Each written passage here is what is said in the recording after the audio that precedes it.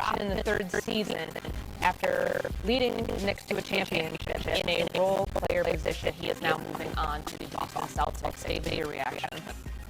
I mean, it was great what he did with the Knicks, and it was time for them to part. I don't really know what this means for the Celtics until we figure out what the Jaylen Brown trade looks like. It seems like this is more signaling of him being out very soon, but we just do not know what that roster is going to look like around Mitch Robinson. I don't think he is a starter-level center that's going to be that much difference to make from spot, but I also don't know what kind of difference maker Boston is going to make overall until we see the package they get for Jaylen Brown. This is a pretty interesting move by the Celtics. The Celtics needed center help. They've been in the frontline position since they had to lose Al Horford, or they traded away Kristaps Porzingis last year. And they've signaled that they want to need data. Their terrific pickup a couple of years ago at low money to be their future center. And so they bring in Mitch Robinson, I think, here as a backup. This is a quality signing for a backup position here. It's a mid-level contract, mid-level salary.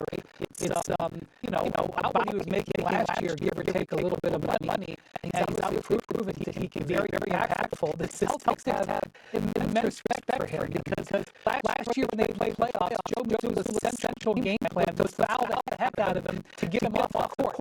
They believe that Mitch Robinson is a very important player, so they're backing it up here with moves. Now, in the past, guys, they have at least one center who can stretch the floor. That's why they went out and got Porzingis. That's why they kept Horford. That's why they went out and traded for Nikola Vucevic last year. Vucevic actually signed with the Magic this morning. So this will be two centers. Keita didn't make a three-pointer last year. You're certainly not having Mitch Robinson take a shot from more than 3 or 4 feet from the basket. So this is leaning into pretty much always having a non-shooter on the court. But beyond that, it is, look, a lot has been said about analytics and the Boston Celtics in recent days. The analytics of the Boston Celtics department believes that Mitchell Robinson is an analytical star because they made it a central part of their game plan to get him off the court. So I'm sure they're pretty pleased with this move, not only getting him, but also taking him away from the Knicks, who follow Jim Dolan's words and do not go into the second apron. They right now only have about $8 million they could have offered him. This is not quite double that, but pretty close. And so this is what happens. You win a championship and you draw a line at your spending. Sometimes you lose role players. That's the thing that fascinates me about all this. So many people are going to be disappointed that Mitchell Robinson will no longer be a New York Knick and going to the hated Boston Celtics. Like, on its face, you're looking at Mitchell Robinson, you're saying this guy plays 18 minutes a night, he's a backup center. He's one of the best, if not the best, by-minute offensive rebounders in NBA history. I've seen him win games just off the strength of, you got to put 2 bodies on him. He gets an offensive rebound, he kicks out for a 3. That was a huge cog in this New York Knicks offense. So much of this goes through Karl Towns and Jalen Brunson, but it was truly one of those team-wide efforts. Now you go to the Boston Celtics, where clearly they needed help in the front court. You don't know what's going to happen with Jaylen Brown, but I am fascinated to see where this all goes from here. Because, analytical freak, the analytics fester and lowered his sort of stock, and now everybody knows that there is no way that Jaylen Brown can be on this roster for the long term. So teams are not going to offer what they would if there was a different kind of market that you yourself could have set as the Boston Celtics. This is Brad Stevens fumbling right now the Jason Tatum and Jaylen Brown duo in Boston that won a championship a couple years ago, and that was the second best team in the Eastern Conference when Jason Tatum was not even there. Brad Stevens has to hold this. There's multiple ways that you can look at this. I've been talking to teams for the past couple of days, and they've been saying, okay, I'm asking, how do you view Jaylen Brown as a player? Top 5, top 10, top 20. He says about top 20, 25 player in the league. He says that the Celtics are treating Jaylen Brown, as far as what they are asking for in return, as if he is a Giannis Antetokounmpo. They are wanting that type of trade package. That clearly is not out there. There's also the Celtics telling teams, hey, we'll take Jaylen Brown to training camp. The other teams are calling their bluff and saying, go ahead and do it. It's not that teams aren't interested in Jaylen Brown. It's not that there isn't a market for Jaylen Brown.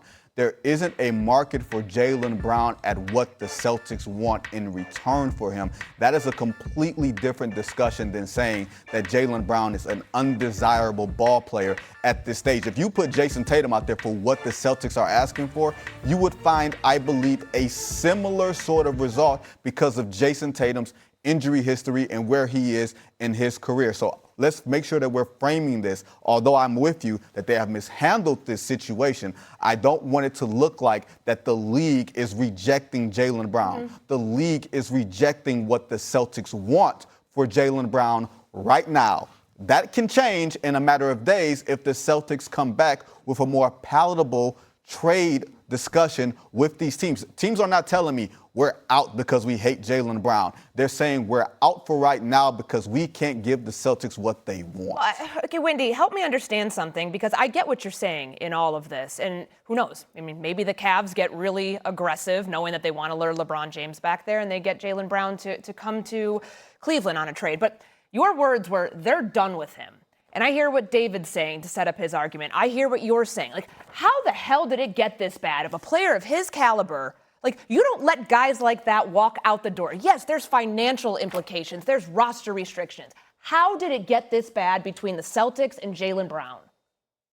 That was such a very well said answer by Vinny right there. He absolutely explained it with nuance, experience, and sourcing.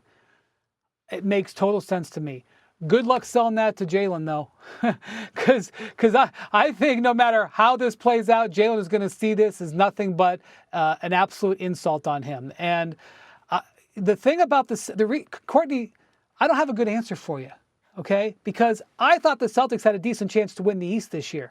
You know, the Knicks ended up putting everything together and playing awesome basketball, one of the best runs we've ever seen. But at the start of the playoffs, I thought the Celtics had a pretty good shot. And what Brad Stevens came out and said after the season was, no, we didn't. We weren't good enough against the top teams, and they don't think they would have had a chance, a prayer against the Knicks. Even if Jason Tatum had been healthy, they don't think they would have had a prayer. And Brad Stevens has a long history of perfectly evaluating when to move off of players. It goes back his whole tenure and knowing what players to get.